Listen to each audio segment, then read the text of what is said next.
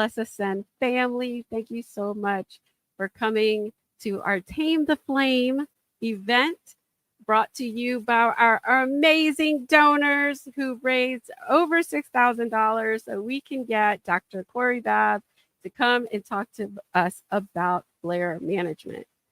Now, Dr. Corey Babb needs no introduction, but I will introduce him anyway. He is an amazing gynecologist in Tulsa, Oklahoma with the Haven Center. It's an amazing boutique kind of, I don't even know what the right words are. It's just an experience, which, we need. And he is just super smart and super funny. And I'm so excited to have him here with you. If you, what do you call them? Housekeeping thing is you do have access to the closed captions. You could talk to each other in the chat, and we will be taking questions after the presentation. So as your questions come up, drop them in the comments and we will grab them so that we can ask Dr. Babb afterwards. We appreciate all of our donors, like I was saying, because without you, we wouldn't be here. So if you haven't donated yet and you feel compelled to, please do. Until we currently have a $5,000 match. So every dollar that you donate today will be matched up to $5,000. And that is, again, thanks to our amazing community, the Simpson family. Thank you so much for that $5,000 match. So without further ado, let me introduce you once again to Dr. Babb. Welcome, Dr. Babb. Hey, Kathy. So excited to have you. I'm not going to take up any more time. It's your show. And okay, well, thank you everyone for having me. I am so excited to be able to present this little kind of PowerPoint about managing LS flares. So, and obviously, like Kathy said, if you have any questions, put those out there and we'll get those get to them at the end of the recording there. And please forgive my voice. I'm getting over this cold that's been going around Oklahoma. And so I'm a little scratchy, but we'll kind of go from there. So without further ado here, Kathy, just to make sure, can you see my screen here? Yep, I got your slides up.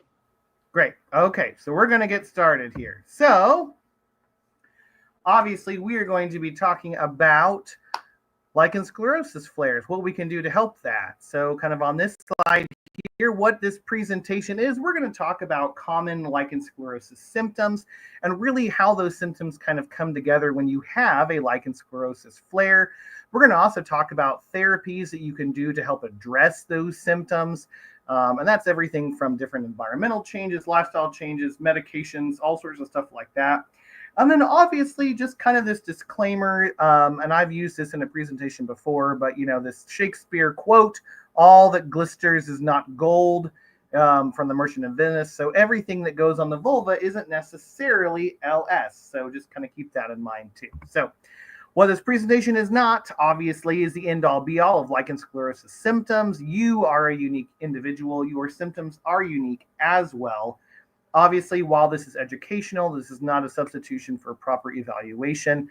Find an LS knowledgeable provider for that eval. And sometimes, unfortunately, you may have to see multiple providers to find someone that knows even what LS is, which is terrible, but we're getting better at that.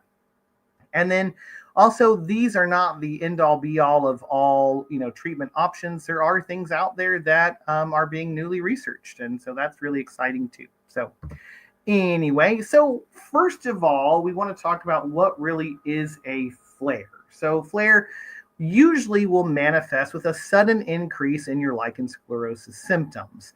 Now, this may be if you have an underlying itch, maybe that itch gets so bad that it's all you can think about, or if you're more of kind of a burning, scratchy type pain, gnat flares. It can also be just kind of a change in overall architecture where things start to really, you see more of a whitening of color or a decrease in architecture. And so that goes into that change of symptoms, that maybe it's something different too. Maybe you typically are more of an itchy person, but now it's, oh my gosh, I'm having a lot more burning. I'm not seeing that kind of itch. This is a sudden increase as well.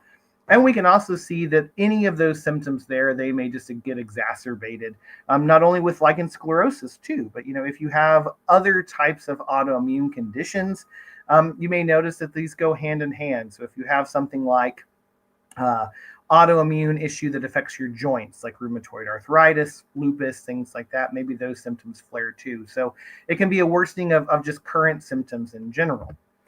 And so we know that there are things that typically cause these flares, and here's just kind of a short list of them. The main stuff is going to be, is there a change in your immune status? And not necessarily, are you now immunocompromised or something like that, but is there something that's causing your immune system to do more activity than what it's used to? So illness is obviously a very common one. We will much like patients who get a cold sore when they get a cold, that's an activation of herpes virus infection. Similar type thing, you may get a really bad cold and that causes an LS flare. Or maybe you have surgery on something completely unrelated. You get your tonsils out, or you have a breast reduction, or whatever it may be, that could cause your LS to flare too. And then the other thing that we often see, especially in female patients or patients who are having menstruation that have LS, is that menstruation itself can bring about a change in LS and can cause symptoms to flare. This is really more due to a hormonal change in what's going on. Now, obviously, outside of immune status, you can look at things going on in just your underlying stress.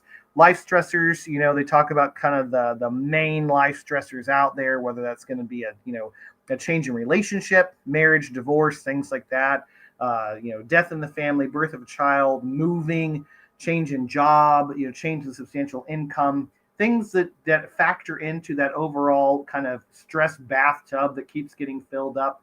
Anything in there can cause you to have an LS flare. Likewise, but once again, jumping over to menstruation, we know that there is a change in pain tolerance. We know that estradiol levels specifically have a serotonin effect in the brain. And so as estradiol levels go down prior to menstruation, serotonin levels can also fall. And that can make patients a lot more likely to feel stress, to feel higher anxiety, higher depression. And that in turn can lead to that LS flare. And then other things outside of those, maybe there's these kind of what are called environmental factors.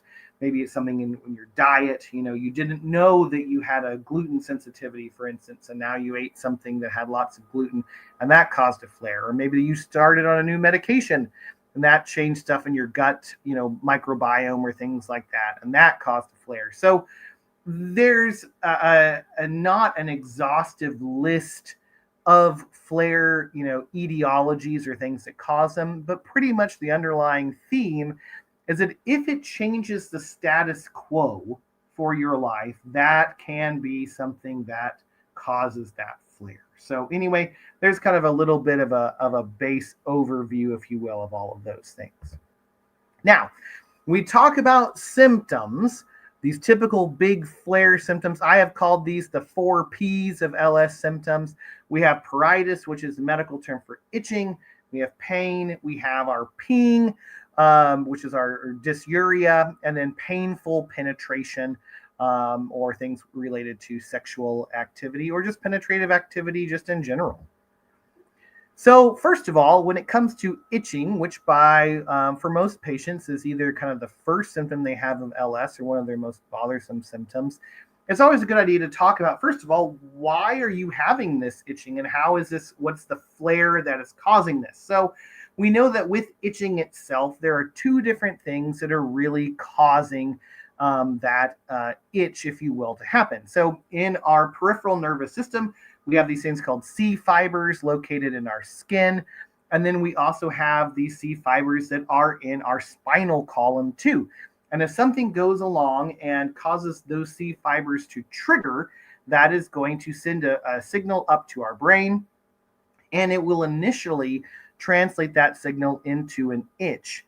Now, itching and pain are in the same kind of fiber pathway, if you will. And there are things that can kind of exacerbate that nerve signal that translates it more for an itch to actual painful stimuli. If you think about it, as wound heals, if a wound, you get a cut, a lot of times people will say, well, as it's healing, I got the scab on here, man, it's really itching as it's healing. Well, there's still some of that pain activity going on in those C fibers, and it's translating to your brain to say, hey, this is going to be an itch there. Now you can get sensitization, and this is something that we see where we have more of that kind of chronic itch that then leads to the development of more chronic pain. And these are due to the presence of what are called nociceptors. And nociceptors are basically pain receptors there. And the more of an aggravating symptom is present, the more these nociceptors can form. And we see this in a condition called neuroproliferative vestibulitis in kind of the sexual medicine world, where patients may have had initially an itch in their vestibule due to something like a yeast infection or something along those lines. And it causes this kind of cascade and trigger, and it recruits all these pain receptors to pop up. And then that itch turns into more of a pain. So it's all kind of this interrelated thing with itching. And itching, like I said before, is the first kind of symptom of pain. So with that, what can you do to address these itches? Well, so if you're in the midst of a lichen sclerosus flare, the first thing you want to try and figure out is, okay, where is this itch occurring? Is this in a area that I know I have LS? If you have it predominantly in your perineum, for instance, are you having a lot of itching there? Or is this a different area than what you're used to feeling? So obviously we can do things where we have these kind of anti-itch solutions. Something like emollients is going to try and keep the tissue well moisturized. And this can be something like Vaseline. It can be a coconut oil. People have used Aquaphor. I've had patients use A&D ointment, Desitin diaper rash ointment. It's a variety of different things, that's basically going in and providing a topical barrier to that tissue to hopefully calm down that itch response. Now, you can do things that affect kind of the environment of the tissue. So heat is a big thing. We know that a lot of patients will experience worsening vulvar pruritus, especially in summer months. So, things, if they're wearing pants, things are getting more hot. They may be sweating more. That can lead to more itching. So doing things to control that heat, whether that's using cooling fans, whether that's instead of wearing pants, you're wearing a dress, things like that, that could be helpful. If you know that there are certain foods that trigger those itches, and maybe that there in turn triggers a flare, avoiding those foods can be really beneficial. So like I talked about before, gluten is a really known or very kind of well-known trigger of autoimmune issues. If you look into the kind of concept of what's called a leaky gut, and that's kind of in the air, something that is floating around in kind of the fringe of modern medicine, that some people are starting to say, hey, there's really something there, where other people you may go to say, oh, I don't really believe in that. But the more we learn about it, the more we know about how what we eat goes and kind of affects every cell in our body, the more that kind of makes sense. So if you're eating something that is going to irritate you, well, that may be kind of something to avoid, and therefore you can help avoid those flares. Obviously, if that itch is occurring and you're not wanting to use a topical medication, there are certain what are called contemporary alternative medications or CAM therapies that you can use. Herbal antipyretic agents like licorice, chickweed, lavender, yarrow, calendula. Those can be put into like a paste or even applied in the form of an essential oil with certain things like the lavender that may help with the symptom relief with that flare. Obviously, we have lots of anti-itch medications, everything from our over-the-counter antihistamines like your diphenhydramine or Benadryl. You can get hydrocortisone, kind of a low-potency steroid, over-the-counter, or even calamine lotion. It's this bright pink kind of stuff.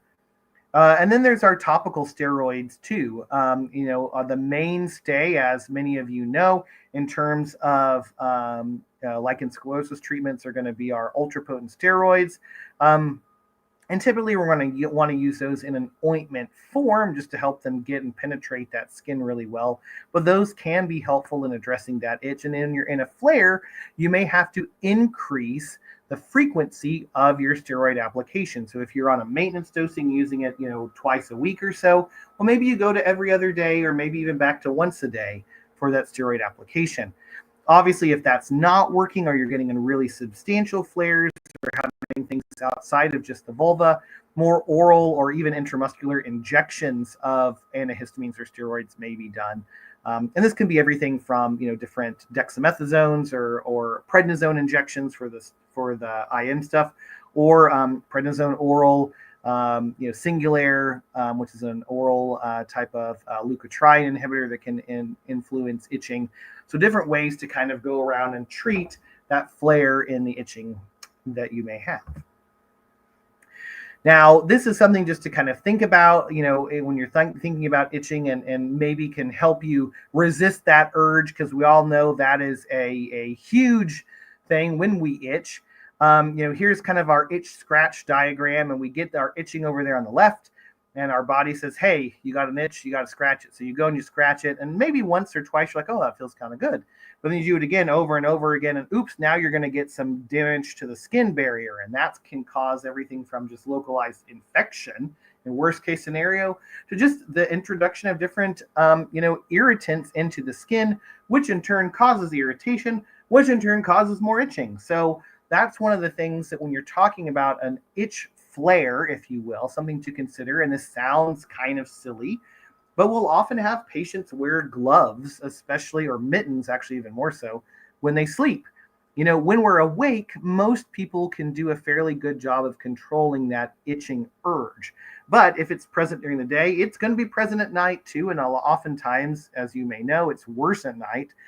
And so doing something that can prevent those lovely fingernails that you have from scratching the skin can be really helpful in breaking that itch scratch cycle. So putting mittens on while you sleep, even though it's can be kind of silly. Although I guess it's winter time or getting close to winter, so that may not be that bad. You can have matching mittens and a stocking cap for your night before Christmas or whatever you want to do. So anyway, here we go. Our next thing is going to be going from itch to pain. So late great Betty White, people say gross and balls are weak and sensitive.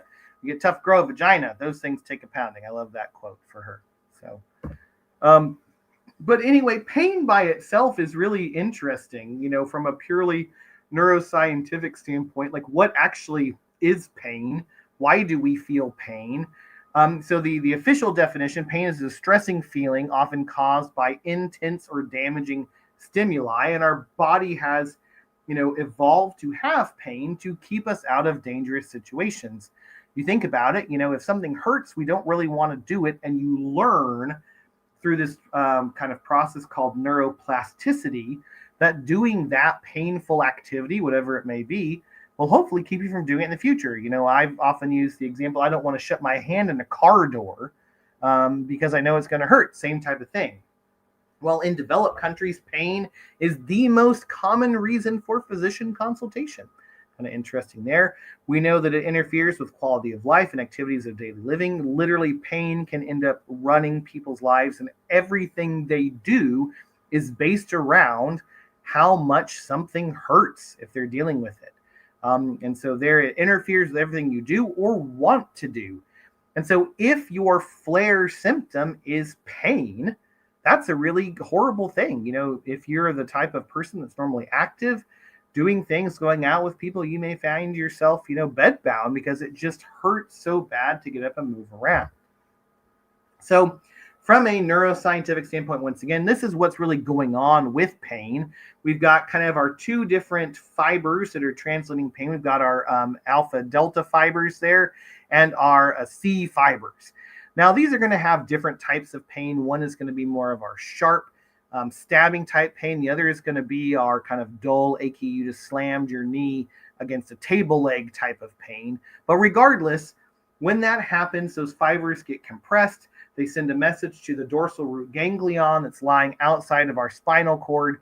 Then that goes in and it goes up the spinothalamic tract, the lateral spinothalamic tract to be exact, up into our brain until it goes to our portion of our brain that's kind of regulating not only what we're doing in response to the pain, but also in how we are learning from that. And so that's where you see things like in the thalamus or the ventral posterior lateral nucleus, where you see kind of people acting in response to pain and learning reactions to that discomfort. This also plays a role too in a reflex arc too. If you put your hand on a hot stove, you don't have to think, "Oh my gosh, that's hot."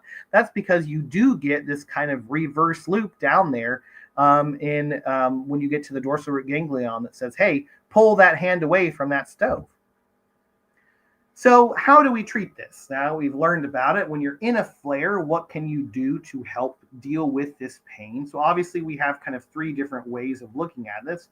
You have stuff from the site itself. If you have a cut on your vulva because your LS has flared and now you have been scratching it and you have this excoriation and it's created what's called a fissure there, okay, that can be really painful, especially if it's on an area that where you have other irritants that are normally contacting it. The most common one we'd see is something either around the urethra or on the perineum. And so urine, which is naturally acidic, every time you urinate, that goes and it stings or it burns that tissue and can cause lots of discomfort. So for that, obviously, we have our topical steroid creams, and we can also use topical pain medication too. This would be something like your lidocaine, viscous lidocaine gel or something along those lines that you can apply directly to that site that will soak through the skin and kind of help inhibit that painful sensation.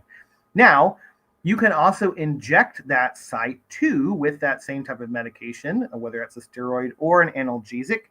And that can be pain medication that's going to block the pain itself, or even a kind of injection of a more broad range pain medication, like if you had an IV and you gave someone morphine. Well, that's definitely going to help. That maybe a little bit excessive, but sometimes flares can be really horrible. Now, obviously, something that we do know that goes in line with LS is that patients can develop, especially if they have it on their clitoris, lots of adhesions connecting the glands of the clitoris to the hood of the clitoris. You can get debris trapped under there and form these things called keratin pearls, and that can feel like getting a grain of sand stuck in your eye. And so going in and lysing or breaking down those adhesions, getting rid of that debris can be very helpful for reducing clitoral pain. Some patients will also develop what are called granulomas, which are like collections of scar tissue, if you will. They may cause pain, especially if they have one of those peripheral nerves kind of embedded in them. And so removing that granuloma can be helpful in reducing pain too. That's going to be someone that, not necessarily in a flare, you're going to notice that, but it may be something that you can tell, hey, that's usually there. And when I'm in my flare, it's a lot worse. Now, kind of going more into a regional thing, if you say, hey, this flare is causing compromise of my entire right side of my vulva, for instance, is there something where you could potentially do a regional type of pain control? So that's going to be something like a nerve block, whether that's something in the pudendal nerve, which is the main nerve that causes sensation to the external genitalia, perineum, and area around the anus, or something a little bit higher up that's into the hypogastric plexus. That's a collection of nerves, and that also has a autonomic effect to it too. And the autonomic nervous system is kind of our uncontrolled nervous system, if you will.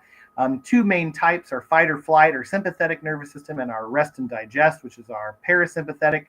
And that hypogastric plexus blocks can be helpful for patients that are constantly in that kind of heightened, agitated, wired state because they're hurting so much. Now, sometimes regional blocks can be helpful, but they keep coming back, especially if you have a long flare. And so doing something to actually cause the nerve to be ablated to where it's not sensing things anymore, whether that's a kind of quote unquote hot ablation or a cold ablation, to where you get rid of the nerve so you don't have the pain fibers getting transmitted, could be useful. And likewise for patients who have chronic pelvic pain, even in acute flares, doing things like pelvic floor physical therapy can be beneficial, because we know that the pelvic floor will often spasm as well as a protective mechanism when you have genital discomfort. Now, obviously, if none of these things are working, something you may want to consider is kind of doing kind of more central pain reduction techniques. So whether that's pain medication specifically, psychotherapy focusing on kind of pain psychology, looking at that, or these what are called surgical nerve stimulators. And these are implanted either in your spine or on the dorsal root ganglion. That's a DRG stimulator. And they basically act kind of like a TENS unit, if you've ever had one of those or used one of those, where they provide an interfering signal to that nerve so that your brain focuses on that. And it's more of a mild tapping, if you will, versus that sharp searing, discomfort that may be present when you're in the midst of a flare. So there are different ways you can treat that flare-related pain. Now, obviously, pain has, especially in the United States, has gotten a bad rap. It's very difficult from a provider standpoint to, if you have patients who are in chronic pain, there's a lot of hoops you have to jump through. And some providers don't prescribe pain medication at all because of that. So it's something that, you want to think about. When do I do something about it? Some patients will have a lot of anxiety, if you will, about talking to their healthcare providers about pain itself. So remember, pain is completely subjective. No one can tell you don't hurt. And it's something that if it's interfering with your normal daily activities of daily living, that's at ADL, it's time to act on that. If pain is keeping you from living your best life, yep, it's time to act then. And then obviously there are patients, and we see this, not only in kind of pelvic pain in general, but even in very specific conditions like LS, that their symptoms get bad enough that they contemplate hurting themselves or ending their life. And so if that's the case, please reach out to someone you trust, family, friend, or even online support group. There is hope out there for you to help kind of get through that flare. Because remember, that's the thing with flares, they are temporary. They will get better. It's just a matter of identifying what caused that and addressing that specific thing. So here's our painful peeing, otherwise known as dysuria. And when I said when it hurts to pee, you're in trouble, I found this funny little thing. Please urinate with precision and elegance. Very mindful, very demure urination. So anyway, so dysuria is a very arcing medical term. Basically, it means discomfort with urination. And that can be whether it actually has pain or you have more of an urgency. You're having an abnormal sensation of pain. And with patients with lichen sclerosus, often if they're getting a flare that's really involving their urinary tract, or they're having an increased sense of dysuria, typically they're getting some referred issues from that skin discomfort that's getting and affecting actually kind of the pelvic floor too. So anyway, there are multiple causes of dysuria. Obviously, infections and urinary tract infections are the most common ones that people think about. And I can't tell you the number of patients that have come in over the course of my career and say, hey, I have a urinary tract infection, and you test their urine and they don't. And half of these people have been put on antibiotics multiple times without ever having the urine tested. And that's a little pet peeve of mine. But just because it's not a urinary tract infection does not mean there's something wrong. It just means it's not an infection. So there are inflammatory bladder disorders, interstitial cystitis being kind of the main one we see with that. And then you can get referred pain to the bladder, to the urethra, to the urethral trigone, kind of where the muscles constrict around the urethra. And whether that's from a fissure, we see that very often with lichen sclerosus, probably the most common thing that we'd see, where the skin is cracked, or from vestibulitis, tissue of the vestibule, the entrance of the vagina can be inflamed, and the urethra exits out through the vestibule, and or pelvic floor dysfunction, as the muscles around the bladder are so spasmed they make you feel like you have to pee a lot more than you actually do. So how can we treat it? So obviously we're talking about infection specifically, but if it's something more inflammatory, and this is what, if you were to do what's called a cystoscopy, putting a little scope in the bladder, these are things we would see with interstitial cystitis, these kind of increased, or what are called Holler's ulcers and trabeculations. That can be managed with specific diets that are low in oxalates, low in acidic foods. Some supplements can help with bladder issues, and then different medications too. Obviously, if it's more of a referred issue, there's our lovely clobetasol that many people are aware of. If it's the vestibule, maybe this is something that's related to the hormones. If patients are on oral contraceptive pills, or even if they're menopausal, addressing hormonal deprivation can be really helpful. Steroids, obviously, once again, for those fissures. And then doing things like pelvic floor PT or even Botox, like I mentioned before, to try and get those muscles to relax and allow the bladder to calm down. Now, Here's my little pet peeve about dysuria. Does that equal a urinary tract infection? I reuse this Shakespeare quote. I realize, I don't know why. I'm not like a huge Shakespeare person, but I mean, it's it's a cool quote, I guess. Anyway, vestibular irritation. So remember, the vestibule is the tissue at the entrance of the vagina. That's where the urethra comes out. Irritation will mimic urinary tract infection symptoms. Likewise, pelvic floor dysfunction mimics urinary tract infection symptoms. So if you think you're like, oh my gosh, I'm having an LS flare, I think I have a UTI as well, please, please, please go get a urine analysis done. Go leave a urine sample in a little cup. You can even do it at home nowadays and see, is there really something here that is infectious? So the other thing we have to talk about, especially with kind of urinary frequency, are what are called neurogenic dysurias. So when the bladder senses tightness, and this is really what we see with pelvic floor dysfunction, it relays that pressure to the brain, and the brain then says, oh, hey, we are stretched to capacity, much like a balloon that's fully blown up. We need to empty the bladder. Now, we are able to potty train, right? When you were a little bitty, kiddo, maybe you had to go to the bathroom every hour when your parents were trying to potty train you. They sat you on the toilet. If you went, great, you got an M&M or a Cheerio or something. If you didn't, that's fine. They take you off. They do it again until you learn over and over and over to hold your urine longer and longer and longer. Well, as we get older, people, for whatever reason, we tend to like to reverse that habit.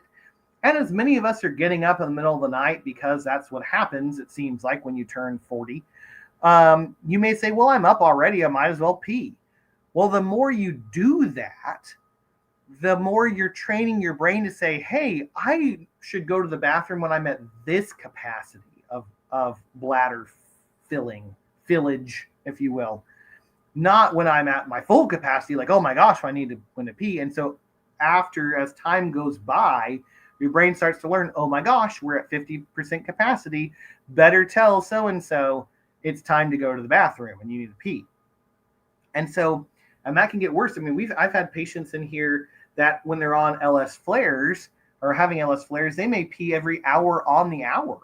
It's not because there's an infection or they really need to go from your bladder's going to explode standpoint. It's literally that they have trained their bladder so much because of that pelvic pressure. I need to relieve it now. And so when it gets that little bit of filling inside of it, it tells your brain, hey, time to send out that urge to urinate. And so then that's what happens. So you can retrain your bladder with time. It's difficult, but you can do it. And that can be really helpful when you're in the midst of these LS flares. If dysuria is your main symptom, do some deep belly breathing, really try and relax that pelvic floor as much as you can. And you may notice that urge to urinate goes away, or at least gets better and more tolerable. So our last thing is going to be our painful penetration here. Maybe it's not good enough reason to use the word penetrate. I don't know. But we're going to talk about it anyway. So why does penetration hurt? So this is kind of a waterfall effect here. So initially, you may have tissue that's being stretched. Maybe you've got a fissure on your vulva. Maybe you've got an area that's excoriated, scratched, and that doesn't feel very good. And so what that does, it says, ooh, I don't like that. Well, if you keep trying to do it, then you're going to get these nerve effects going and firing back to your spinal cord and saying, hey, this is hurting over and over and over again. And the more that you do that, your body tries to kind of protect yourself, because that's what the body likes to do. And it says, hey, you know what? We need to keep things on lockdown. When we hurt, it is the body's natural tendency to isolate or contract the muscles around the area that's hurting. If you think about it, if you pull your shoulder, let's say, out of socket, throwing a softball or something, well, afterwards, those muscles can spasm as they try and hold things in. Same type of thing in your pelvis, especially around your genitalia. And over time, this kind of chronic pain effect, that pain relation, if you remember back to that pain slide, tells your brain, hey, any time that we're going to have penetration occur, that's going to hurt. Even if you take away the thing that causes the pain, the brain still remembers. And so you have to retrain your brain. If you're out of that flare and you're like, oh, actually, hey, this shouldn't be hurting, My skin feels good. I'm not really feeling anything bad. Hey, it's okay to try and have penetration. It's not going to hurt anymore. And that can be a long process too. So, how do we treat that painful penetration? So, kind of going down that kind of waterfall. Obviously, we're looking first at those local effects, medication being kind of the a first line therapy for some patients, whether that's going to be their steroid, whether that's going to be an anti, like a topical lidocaine, whether it's going to be just putting heat kind of on that tissue to try and help desensitize it.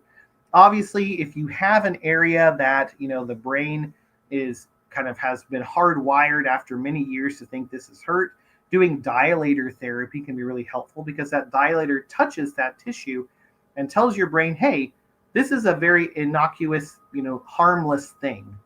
We can let this touch this tissue. It's not going to hurt. It's okay. And the more you do that, the more you can retrain your brain to think, hey, that's really helpful. For certain patients, doing a trigger point injection, doing a local pain injection, or even surgically removing like a granuloma, or if they have those keratin pearls, that can be really helpful with treating that local pain. Obviously, if it's in the nerve is the kind of the issue, biofeedback to try and retrain your brain around how those nerves are firing can be helpful. Using neural modulating medication, something like gabapentin or Lyrica, some of you may have heard of before, can be helpful. Or even doing nerve blocks to try and help with kind of the, calm down the nerve itself. Now, obviously, regional things, this is where pelvic floor physical therapy really comes into play.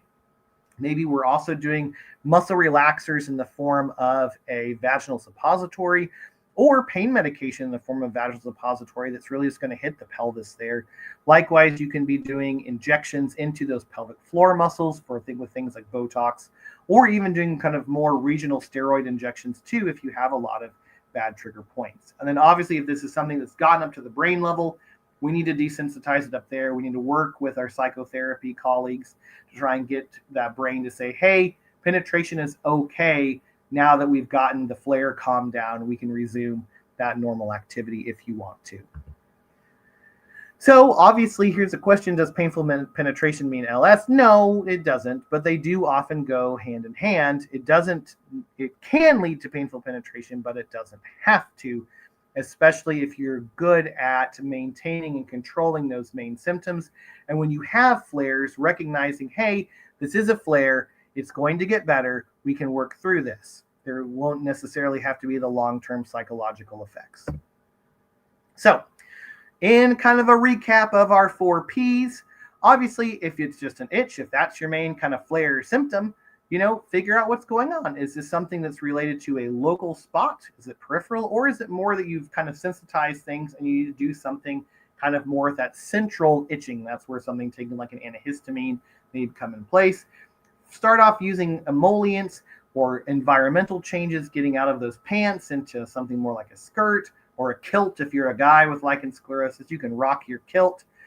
And then don't be afraid of topical medications, especially those ultrapotent steroids, which done and used correctly, there's our little caveat, are the gold standard for LS in managing both chronic conditions and flares. If pain is your thing, remember, hey, that's okay. Like, your pain is valid. We want to try and treat this, and we can use from a local or a regional or even more kind of central therapy, and often doing multiple things together works the best. If your symptoms with your flare are more of a dysuria or a painful urination, it may be a urinary tract infection, but more often than not, unfortunately, it's not that. So we want to kind of see what it is, really go and investigate what's going on. Is it related to, that urine burning, causing a burning when it touches a fissure or something? Is there more of a pelvic floor thing? Treat the underlying issue. And if your big thing is that painful penetration, if that's your main symptom with flare, kind of go down that pathway. What's going on the local level? What's going on the nerve level? What's going on regionally in my pelvis and up in my brain? Treat according to that source. And remember, the painful penetration may not be from LS specifically, but can be a reaction to the LS flare itself. So how do you manage the flare then? That's another question, right? Well, stress management, if this is something that there's going to be some stressful things in your life, it's the holiday season, that's a time of stress for people. So being mindful of that, giving yourself grace to say, hey, it's okay if my I'm a terrible gift wrapper. I have come to embrace my horrible gift wrapping, and I try and make it as bad as I can because now it's like an art form. It's like gift origami. If you need to see counseling or therapy, that's okay. That does not mean by any means you are a weak person or can't handle things. No, nothing at all like that. We all deserve to have a third party person that we can talk to that can help us get through those things. Proper diet, if you know that dietary triggers are your big things, okay, we're going to try to figure that out. Maybe you need to see a nutritionist, to figure out things. Make sure you're hydrated too, folks. A lot of people don't drink enough water. I'm one of them. Drink a lot of water. That can be really helpful there for you. You may want to consider supplements too. Those can always be helpful to help if you're missing nutrients from things. Obviously, immune support. Once again, it's cold and flu season. Make sure you're washing your hands, doing things to stay away from getting sick as best you can. If you are a menstruating person, it's going to happen. But maybe pads are causing you issues. So don't use a pad. Maybe you're a tampon type of person. Maybe you're not a tampon type of person and you want to use a menstrual cup or a menstrual disc. There's a bunch of different options. Or nowadays they have these wonderful underwear that you can just free bleed in, and that is totally fine. And that can be really helpful for reducing those symptoms. And then finally, if it is something environmental, maybe it's something, consider changing your, laundry detergent. If you have other allergies, related to ragweed or something like that, try an oral antihistamine, see if that helps stuff. And if this has been helpful for you and you think that my form of talking is maybe helpful and you'd like to schedule an appointment or just give us a call, there's how to reach us here at Haven Center. There's our website or a phone call, and we are happy to talk with you across the country and across the world. So that's what I have for you with my slideshow. Back to you, Kathy. Thank you so much. If I can get there it is. This was awesome. I love you, Dr. Babb.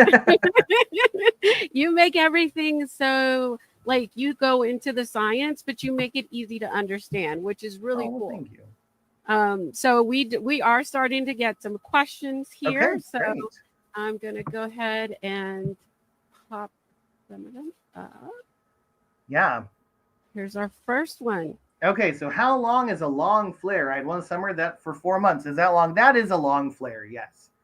There is not, unfortunately, a good, kind of, this is a short flare, this is a medium flare, this is a long flare. You kind of get into these almost arbitrary, word choices. Honestly, if it's a flare, even if it's for a week, it still can be impactful for what you're doing. And so my suggestion with that, and I know you didn't ask that in the question, but if you are having a flare, I would get on top of it as soon as you start flaring. Honestly, like that's going to be something where you're going to hopefully get to the point where you may not last, have it last for the 4 months there.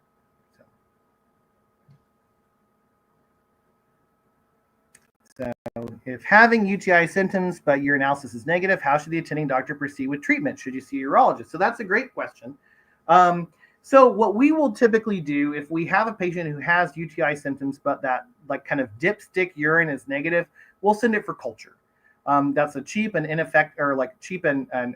effective test to know, is there really something bacterially going on here? Because remember, when you look at a urine analysis strip, there are typically two things that people will say, oh, yes, this is a UTI or not. One is the presence of what are called nitrites, which are byproducts of certain types of bacterial reproduction. The other thing is there the presence of white blood cells or what are called leukocytes in your urine? So you can have someone who has a negative nitrite, but still has specific pathogens or bad bacteria that are causing an infection. So that's why I typically say, hey, go to urology or go, send a urine culture there. Now, the other thing, if you go through that kind of checklist, hey, is my pelvic floor, is something hormonal, and you're still having just chronic dysuria, that painful urination or abnormal urine sensation, that's a pretty good idea to see a urologist. That's when you'd want to kind of seek out that specialty help. Yep. Awesome. And I am being a very bad fundraiser. You guys, that was an amazing presentation. And We want to make sure that Dr. Babb comes back often. So if you haven't donated, please do think of hit that button. It says donate/tickets if you're on our Give Better page. And every donation is doubled right now. So $25, it makes it 50. And we just I'm going to announce this. This won't be official until tomorrow, but you guys get it first. Every donation over $100 is going to get the best of the Holistic Healing Summit replays. So we have a playlist of 26 past sessions because why not? You guys are awesome. We want to support you. And we're talking about all kinds of things. So if you like Dr. Babb, we've got a whole 45-minute, another 45-minute Q&A with him on there. We've got all kinds of talks with all the kinds of experts on everything LS related, from food to sex to pelvic floor, you name it, we've got it. And it's all in that. You just need a $100 donation or more. And I want to start shouting out names. So as you're dropping your questions, I want to start seeing the donations come in. All right, next question. So how might those nerve blocks and impact the autonomic nervous system impact a patient with dysautonomia? There's the cough. Thank you for discussing that, because this is something we are seeing so much now. Like, I can't tell you the number of patients we see in the office with dysautonomia. So the hypogastric plexus block, you may get some correlation with down-regulating that over what's called adrenergic activity, or that fight or flight response. The pudendal block is not going to do that. The pudendal nerve by itself is just a sensory nerve. It doesn't really have other autonomic things, but the hypogastric plexus does. So that is something that, if someone, like I said, is really also kind of ramped up, has a lot of that fight or flight type response, they may benefit from that as a way to control their pain. Now, you want to find someone that does a lot of, in that case, hypogastric plexus blocks. I have a person who I send I have two people that I refer all of my big kind of pain blocks to. One guy is in Atlanta, John Vogel, and the second one is Arun Kalava in Tampa. Those are my big kind of block people that do all the complicated blocks when I refer patients to. So when you're writing your guys' questions in, please make them general. Dr. Babb cannot give individual medical advice. So if your question is written with your medical story and you're asking a question, I will reword it to make it general, so we don't have any trouble here. Okay. Yeah. Clobetasol, a couple years, noticed a lot of new brown freckles. So yes, so you can get this kind of what's called melanosis, which is what we see with chronic steroid use. It's completely benign, nothing to be concerned about with that from a medical standpoint. Obviously, from a cosmetic standpoint, if you don't like it, there's not a ton we can do other than, I guess you could do like some skin whitening type things, but it's just a reaction to the steroid. We see it fairly frequently, honestly. The post-inflammatory hyperpigmentation. Oh, okay. Cool. Yep, you got it. All right, next question is, any particular supplements in relation to that's a great question. So depending on there's not obviously a straight like LS supplement thing, but if you think about what LS is affecting, you're looking at the skin, so you can do things that affect collagen. So, whether that's going to be actual collagen supplementation, you can use things like biotin sometimes could be kind of helpful if you're talking about kind of skin elasticity. Things that can help with immune function, turmeric, vitamin C, zinc, those are all things that you could consider. It's really like if you go and you look for anti-inflammatory supplements, those are probably going to be the biggest things. That in skin health are going to be the biggest things that you can see with a potential LS benefit. But like I said, not anything that is a definite, yes, we know this is a huge, you know, good treatment option for patients with LS to be on this type of supplement. All right, I'm going to reword this next question. If you've been on a treatment for every day with your clobetasol or your steroid schedule, and you never seem to be able to step down, do you have any suggestions? Yeah, so now obviously that ultra potent steroid, whether that's clobetasol, halobetasol, betamethasone, whatever it is the gold standard treatment for preventing skin cancer. So there are a couple things that you want to consider. First of all, you may want to try and switch up to a different type of ultra potent steroid because some people just don't react as well to one they do to another. I typically will switch families. So if they've been on clobetasol, I'll instead put them on betamethasone. The other thing you can do, especially if you're perimenopausal or postmenopausal or nursing, or if this is a pediatric patient, something to consider as well, would be to add a topical estrogen. That can sometimes be kind of the difference in helping the skin heal really well. The third thing, and this is kind of getting into secondary therapies that may just help with healing, is where you're adding some of the what are called calcineurin inhibitors like tacrolimus or pacrolimus. Some people may benefit from that. They just do not have the same reduction in squamous cell carcinoma that the steroids do. We will also sometimes, for patients who have recalcitrant LS, if they're doing all those things, we'll do platelet-rich plasma injections into the lesions themselves. That is something that the data is kind of mixed about. We have found it to be helpful, but once again, it is an adjunct therapy to help kind of, in that case, go from someone who's having to do therapy daily to backing off to every other day versus an actual treatment itself for the condition. So those are some things to consider.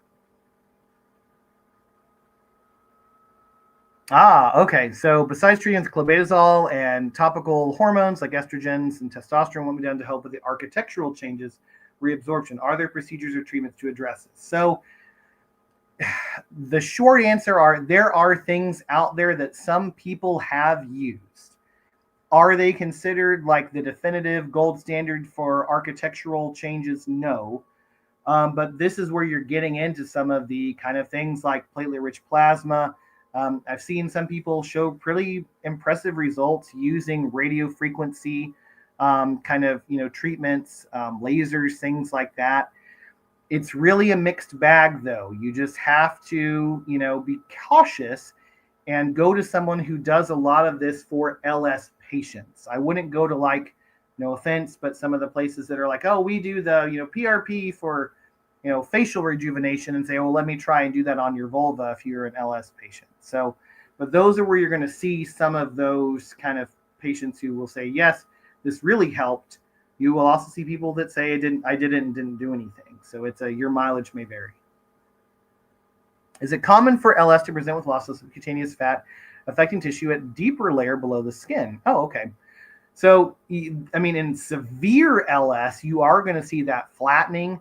The other thing you would also want to make sure too, especially if this is in a perimenopausal or postmenopausal patient, you're not also seeing the LS in conjunction with something like genitourinary syndrome of menopause, which will typically cause a flattening or loss of that subcutaneous, fat layer as part of that, condition too.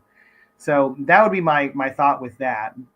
Obviously, there are other things that look like LS that affect the vulva that are not LS. Extramammary Paget's disease, for instance, that can sometimes show up like that. We've seen vulvar Crohn's that has been mistaken for LS that affect those other tissue layers as well. So, if things aren't responding, that would be an indication to get a biopsy to say, hey, let's make sure there's nothing else kind of going on with this too.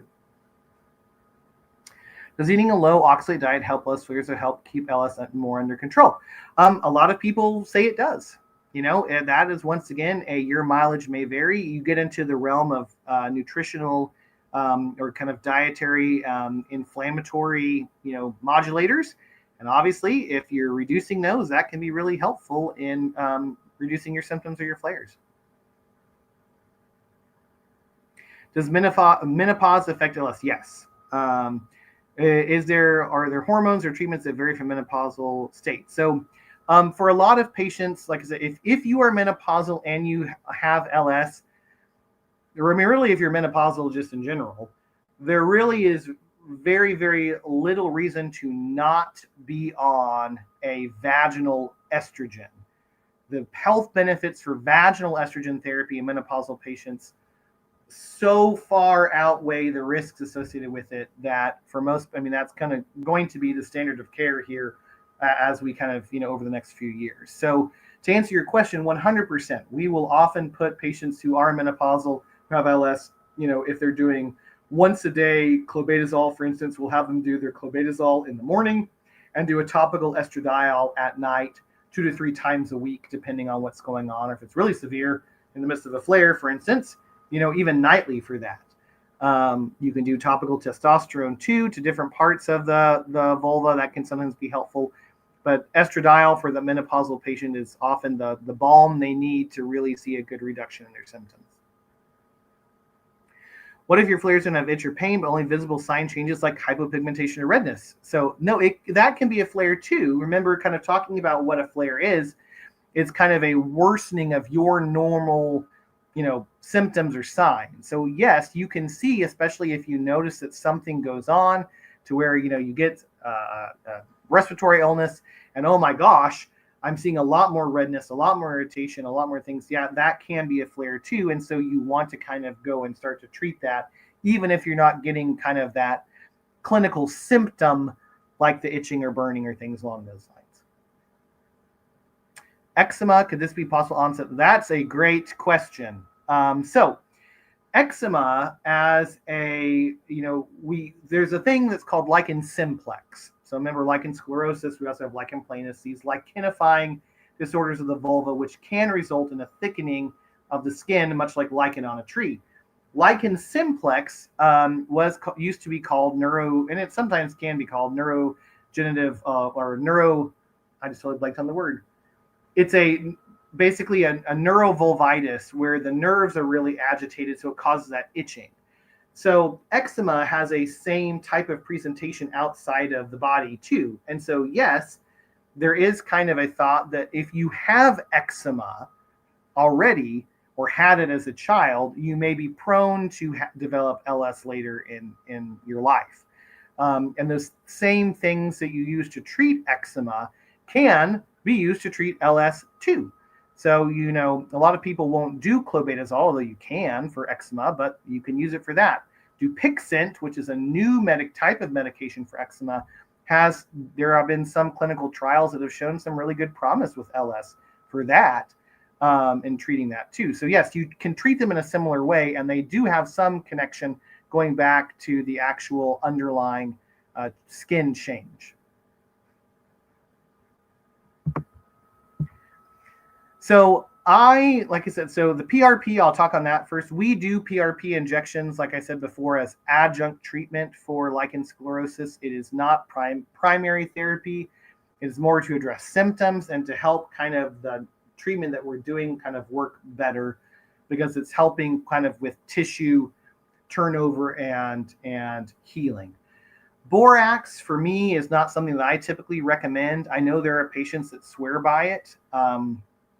It's just not something that I have seen. When I think about the treatments for LS, the biggest thing that I want to prevent is the development of skin cancer. And I know that's extreme, and we can talk about how the percentage is low. But, I had a patient in my own practice here recently that was seen by another provider that came in and did have skin cancer. She had been, treated in a way that was not kind of the standard, of care.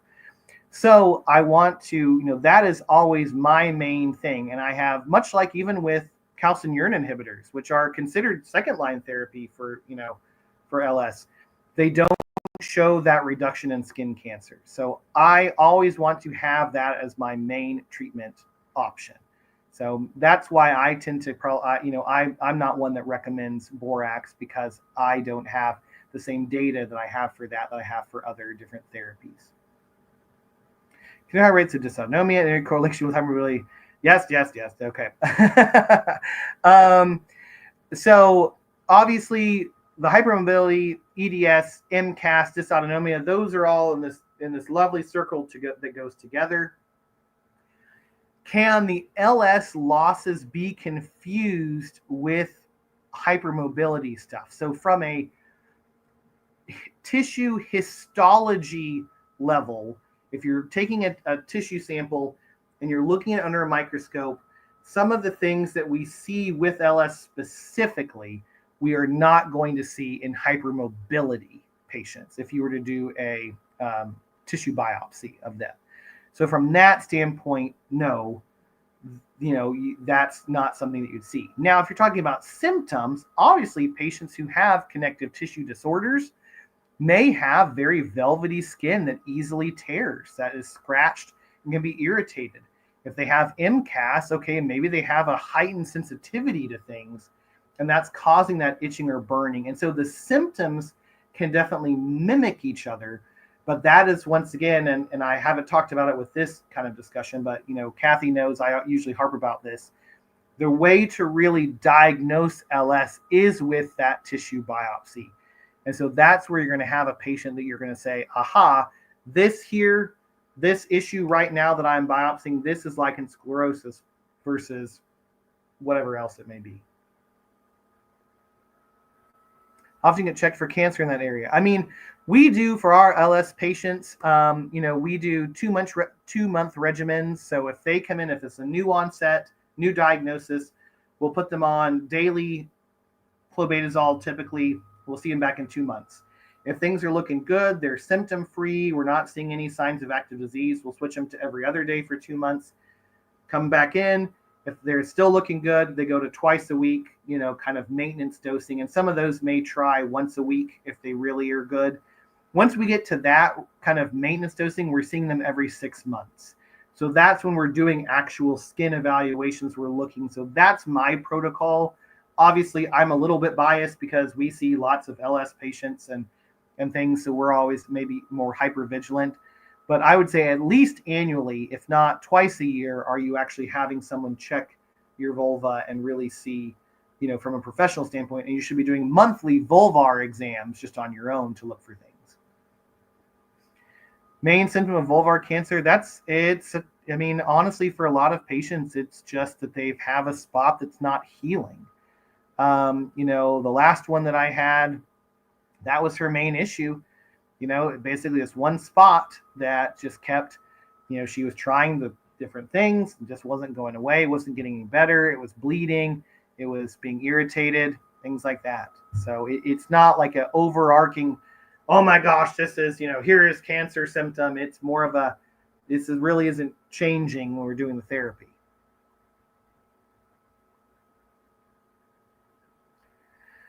So if you're doing surgery on patients with LS, you have to be very careful with it. Obviously, anytime you do surgery, you're going to cause potential scarring.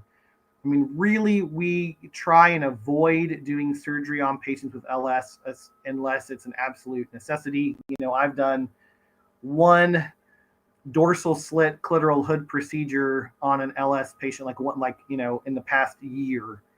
And we tried everything to keep her clitoris from, clitoral hood from fusing. We've done stuff in the office multiple times, things like that. So I am always hesitant if you're going and actually breaking skin down to say, hey, this is a good therapy for it. So I said, that's my kind of, maybe I'm overly cautious, but I would only use those kind of surgical corrections. And that goes with laser too, from my standpoint.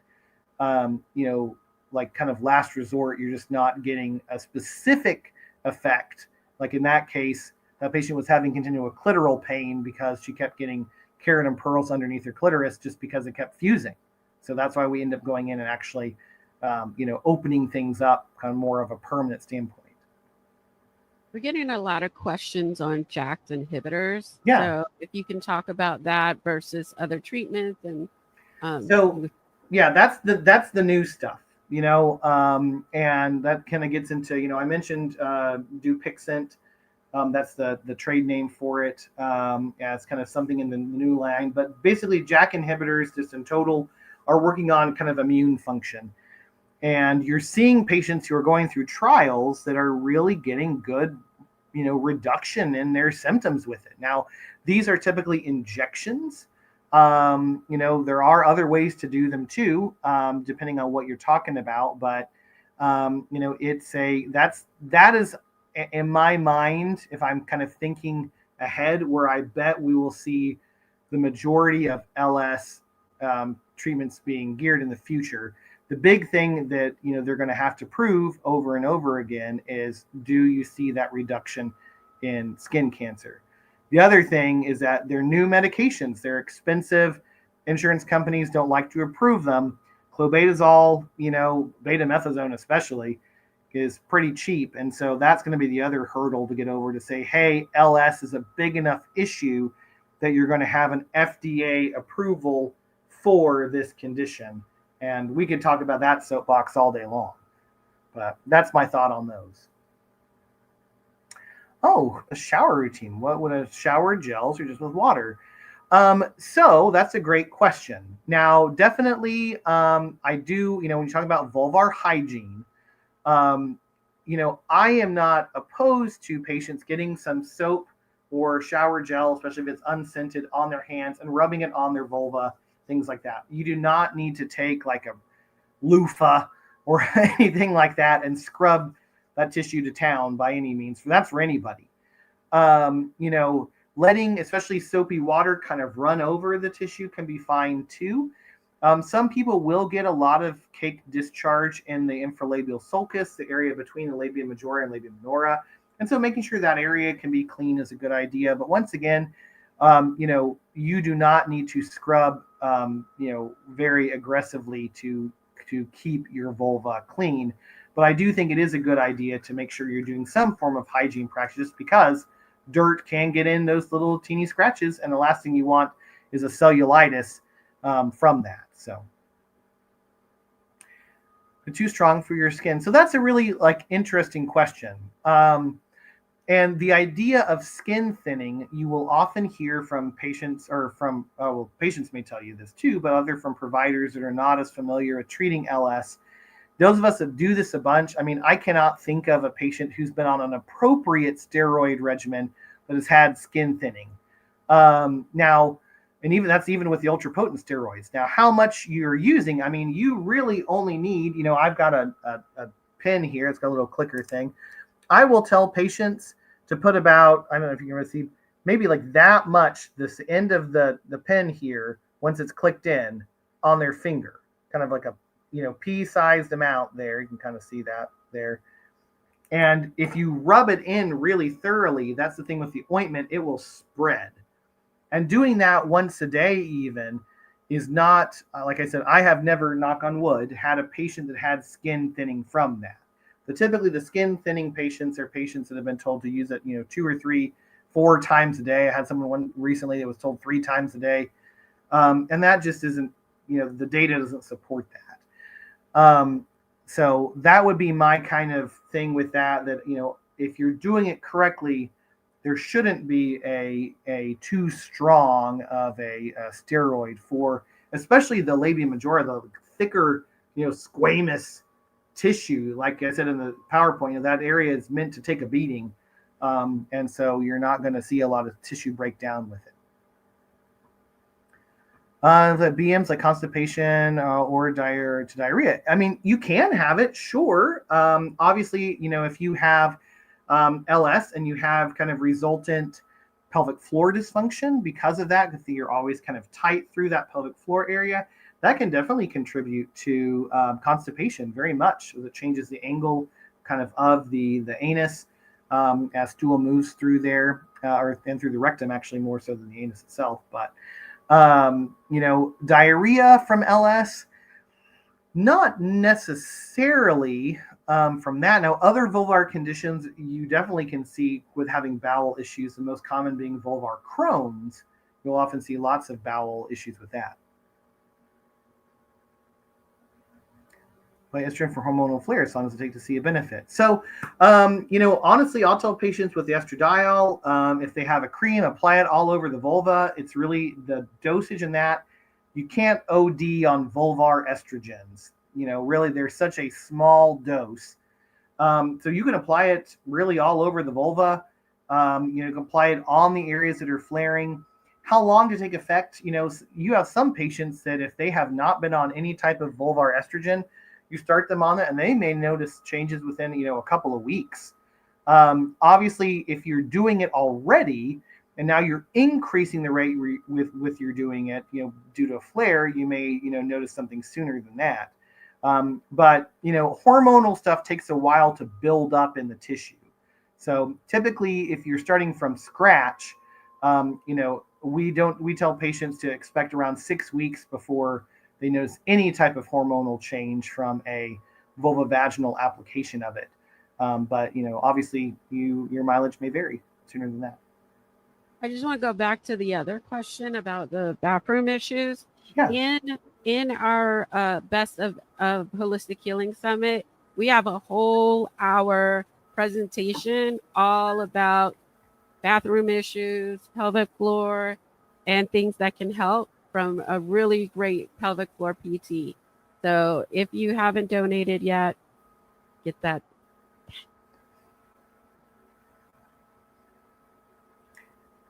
How or what procedures or treatments can be advised for loss of labia, fusion, or disappearance, waste to unfuse? So this is really where hormonal therapy using the emollients are really going to help, especially depending on kind of where you are in your menopausal transition if you're there.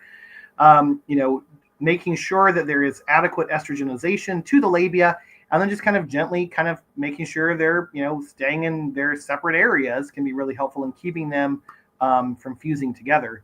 Worst case scenario, like I said, we can go and unfuse them. That's going to be a surgical procedure in some cases, or you can do it in the office. But the treatment after that is going to be some kind of very aggressive hormone and emollient therapy to try and keep them in their normal place. So kind of same treatment there. You can PRP that too, honestly. But what was that, Kathy? Can you explain what's happening in the skin that causes fissure, tears, and the white spots? So what you're seeing is a change in the underlying kind of dermis or the skin layer underneath what we see on the top there. So as that's weakening and becoming like the actual architecture is changing, you're going to see it start to kind of space out, almost like develop like the best way to think about it is like a scar tissue, although that's not actually true. But that's a good way to think about it. And it's not strong at all.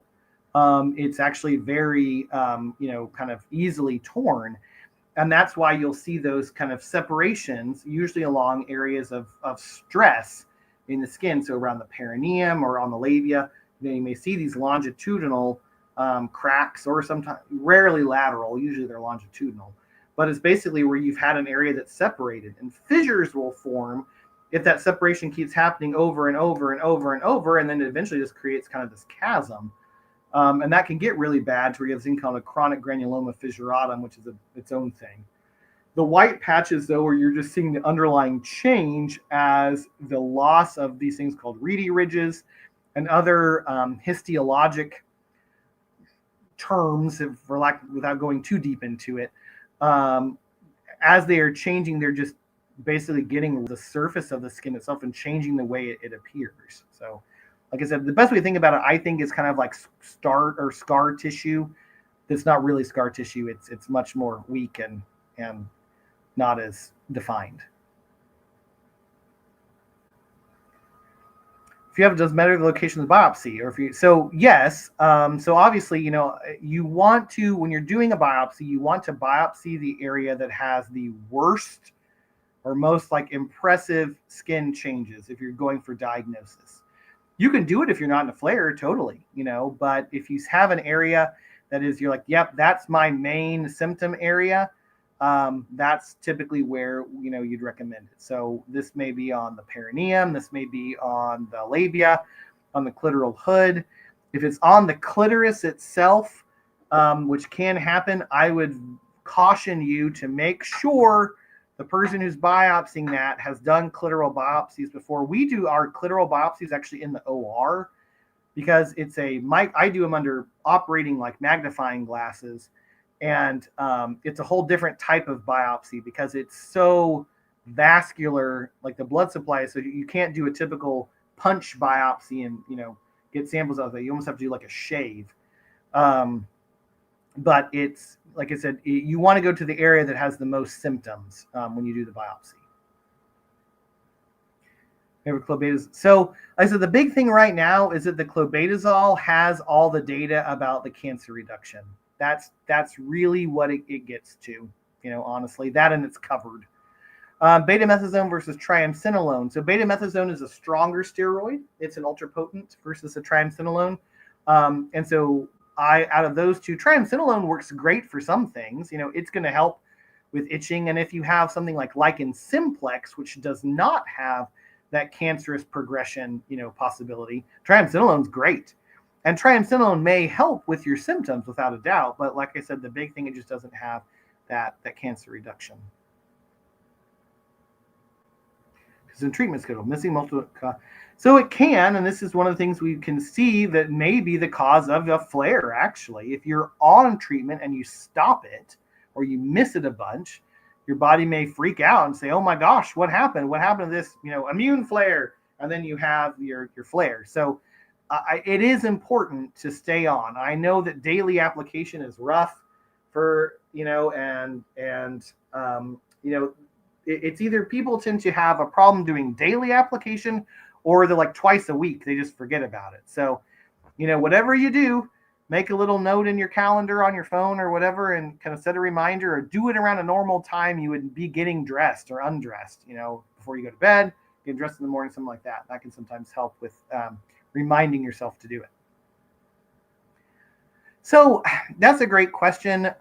With HS, there's not necessarily a direct connection, except in that, it's once again kind of one of these autoimmune type skin things. Why do some people have hidradenitis? Well, we know there's issues with androgen receptors, and there's things kind of with the skin follicles themselves. So if something is affecting the skin, it may present as an HS type thing. It may be more of an LS.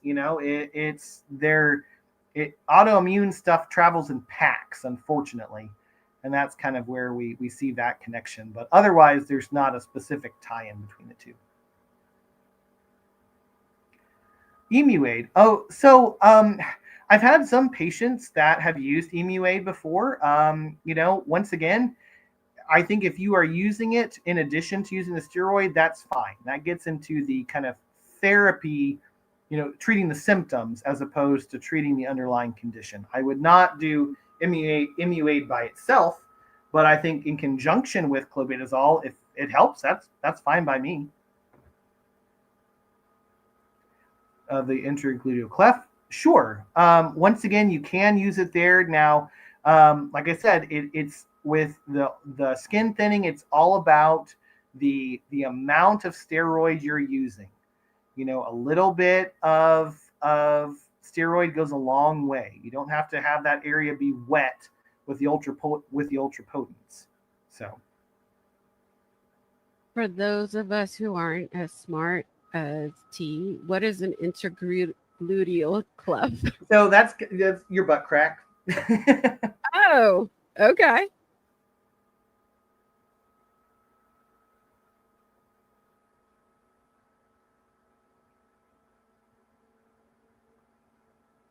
Oh, sure. Yeah. No, it was funny. I was on vacation a few years ago. We went to Albuquerque and Santa Fe, and the house we stayed in Airbnb in Santa Fe, and they had a bidet, and I was like, I'm going to try this bidet. And I was like, I love this thing. I want to get a bidet. So no, there is absolutely nothing wrong with using a bidet for LS. You can bidet away. Small hard lumps on the labia normal with LS bites. No, not necessarily. I mean, if you're feeling, so the thing you want to figure out, is which labia, first of all, labia minora, labia majora. A lot of patients will get these little small, and they can be firm, bumps on more of the labia minora that are called Fordyce granules. They are just sebaceous glands and there can be tons of them. Those are completely benign. Now, other people, you can get cysts, you can get other things, but if you have, like, if you're feeling something that's very well demarcated, meaning you can feel all around it and everything like that, and you feel a bunch of that, that would be something I would have looked at. Not typically something you're going to see with LS just by itself. So that is a who is better in your area question. You definitely can see. I mean, I'm a gynecologist by training. I have some colleagues. So the best thing, honestly, and I wish the ISSVD would do this. That's the Society for Vulvovaginal Disorders. Is put out a list or see who is a vulvovaginal person in your area. They may be a gynecologist, it may be a dermatologist. There can be multiple people that do that. You just want someone who is familiar with the condition. Honestly, it doesn't really matter their background, just as long as they know what it is and how to treat it. Oh, it's my pleasure to talk with you. So, if you're enjoying this, please donate. I haven't seen a lot of dollars coming through, guys, and I appreciate everyone who's donated before. You guys, seriously, we cannot do this without you. And we need to have Dr. Babb back. We need to have some of our other experts back. Donations, please. To put on. So I typically will do, if you're using a steroid ointment, that has enough of a moisture barrier in itself that you don't need to necessarily put something on that immediately afterwards. Like I typically tell patients to do twice a day application. So once of those is going to be of a steroid. The other, part of the day is going to be of an emollient. You could even do it 3 times a day if you were doing kind of like your steroid in the morning, your emollient if you needed to, kind of after lunch, and then something again to kind of get you through the night. But I think typically twice a day is fine for that. Otherwise, as far as like how well it's going to help, I mean, you could put it on right afterwards. It's just going to be really goopy and messy. So I would probably wait, at least 30 minutes or so before putting it on if you're going to put it on directly afterwards. All right. And this is our last question. It didn't all fit in one comment, so go. Things like yeast infection could be the root cause of your health. Okay. Oh, okay. So let's go back to the first part of that. So this is the long one. So yeast infection or HPV could be the root cause for your LS flare. So obviously, once again, this goes back to kind of the immune uptake standpoint. A yeast infection can cause, if you think about kind of back to that slide that I did on pain receptors, if you have something where you're having this kind of chronic inflammatory, in this case, organism that's making everything angry, it's going to recruit those kind of nociceptors and it's going to make everything more itchy. And that could be the cause then of kind of that flaring symptom. If it's modulating your immune system, likewise, if you have a new onset yeast infection or it's the first time you're getting HPV or something like that, once again, that can cause that too, you get a heightened immune response and then you get a flare. JAK inhibitors, tacrolimus, contraindicated for patients that have HPV, or I think the other thing, was it a yeast infection? Can't remember the second thing. So a lot of times when you're using immunomodulators, so oral tacrolimus is a whole different story than topical tacrolimus. I would not do, if you are in the midst of a yeast infection and it's an honest to goodness yeast infection, the thing you have to be careful with is the steroid's going to make that get worse. So you got to get the yeast infection treated. Likewise, if you have chronic yeast infections, just in general, a lot of times rheumatologists, if you're doing immune modulators, even dermatologists, may not put you on JAK inhibitors because of that. So you want to get those things under control before starting, that type of therapy specifically. HPV is a little bit of a different story. Now, honestly, if you have genital warts, doing something that's going to affect, immune function may be a little bit trickier with your LS. And so this gets into the discussion of some of the other treatment options like imiquimod, which is an immune modulator for for HPV, for treatments for genital warts. Now you could try and do that. It may kind of change. I mean, it's gonna may make your LS get better with that, but remember, it's not a long-term treatment. Imiquimod can make vulvar HPV go away. It can get rid of those vulvar warts. Not so the same with imiquimod for LS, and that's not something that's really in a traditional treatment therapy kind of regimen. So that's something you'd really want to talk to a vulvar expert before kind of going on that treatment protocol. Thank you. And I know we started a little late. Can you take one more question? Sure. Okay.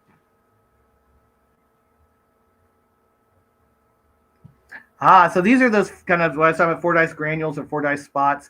By them, there is not necessarily a connection between LS and those. We see them in patients who have LS. We see them in patients who don't.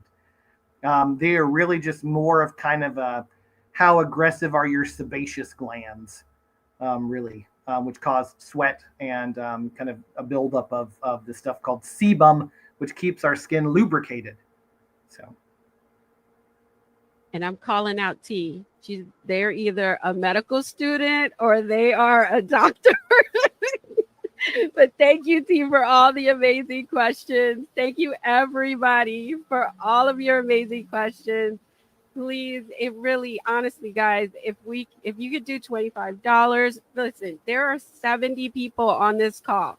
If everybody could just do $25, we need to get to $25,000 by December 31st in order for us not to push back the provider education course that we want to create. So this is going to change the future of LS care. I mean, if you are asking all of these questions, it's because your doctor's not answering these, right? And so that's probably because they don't have the answers. So help us to get them the answers so they can answer them for you, or so that you don't even have to answer them because you're going to be in remission and you're amazing and not even thinking about LS. Okay? Or think about your daughter, your granddaughter, your sister.